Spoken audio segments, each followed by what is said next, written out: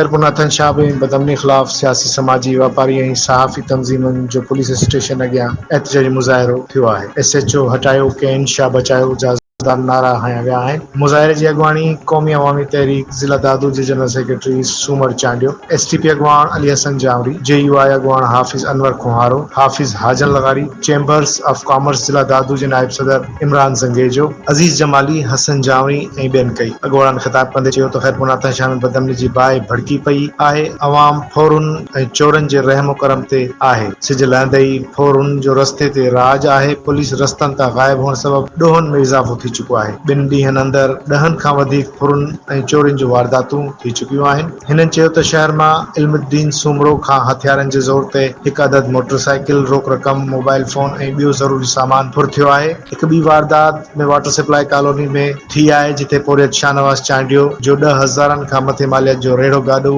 ऐं हिकु वाटेड़ो खां मोबाइल फोन ऐं रोक रक़म फुर कई वई आहे। जॾहिं त नाथन शाह जी दरगाह अॻियां बीठल रिक्शा के शाहीन काए विया आहिनि। हिकु मोटरसाइकिल इस्पताल ॿाहिरां चोरी थी वई आहे। कैन शाह लॻ इंडस हाईवे ते लोलेजा वटि फोरुन ॾींहुं ॾिठे जो हिकु निजी कंपनी जे सेल्समैन अल्ताफ ॾीपर खां लखे रुपया फुर करे वरिता आहिनि। इन समूरी सूरत हाल जो ज़िम्मेवार कैन शाह पुलिस आहे। शहरीन वॾे वज़ीर सैयद मुराद अली शाह IG सिंध खां मुतालबो कयो त फौरी तौर ते SHO खे हटाए शहर में अमन अमान बहाल करायो वञे त जीअं शहर अमन वारे माहौल में पंहिंजो कारोबार करे सघनि ऐं सुकून जी निंड सुम्ही सघनि।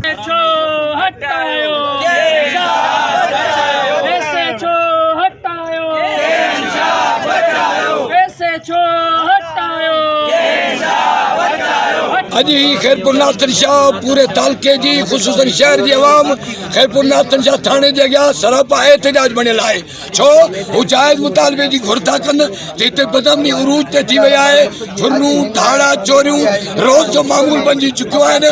हितां जो नाहल SHO मंत्री उगाइण में हिस्सा पती में मसरूफ़ आहे ऐं ASSP जेको आहे उन पंहिंजा डेरे बेस ते पुलिस सां गॾु फोरू बि रखिया आहिनि, धाड़े भी रखिया आहिनि, जेके शाम जे बुनियादनि ते उनखे हिस्सा पती पहुचाईंदा आहिनि। हे खैरपुर नाथन शाह जे अवाम मुतालबो थी करे फौरी तौर ते नाअहल SHO खे हटायो वञे। हिकिड़ो ई मुतालबो आहे त असांजे शहर जे अंदरि जेको अमन जो पखी उॾामी चुको आहे, असांजे शहर जे अंदरि अमन अमान बहाल करायो वञे ऐं हीउ जेको वॾेरो सरदार SHO नाअहल SHO ऐं नाअहल SSP दादू इन्हनि खे हटाए को अहल ऑफिसर मुक़ररु करे ऐं शहर 2025 जहिड़े दौर में कतल वक़्त में रोडनि ते कॾहिं मोटरसाइकिल वापसी कराइण जे चकर में आहियूं, कॾहिं पंहिंजा माण्हू बचाइण जे चकर में आहियूं, कॾहिं पंहिंजा केनाल बचाइण जे चकर में। दुनिया चंड ते पहुती आहे पर असां सिंधी माण्हू रोडनि ते असां जेको अॼु जो एहतजाज आहे, असांजो मुतालबो आहे त कैन शाह मां रोज़ जे मामूल बणियल आहे। चोरूं धाड़ा जेके माण्हू मोटरसाइकिल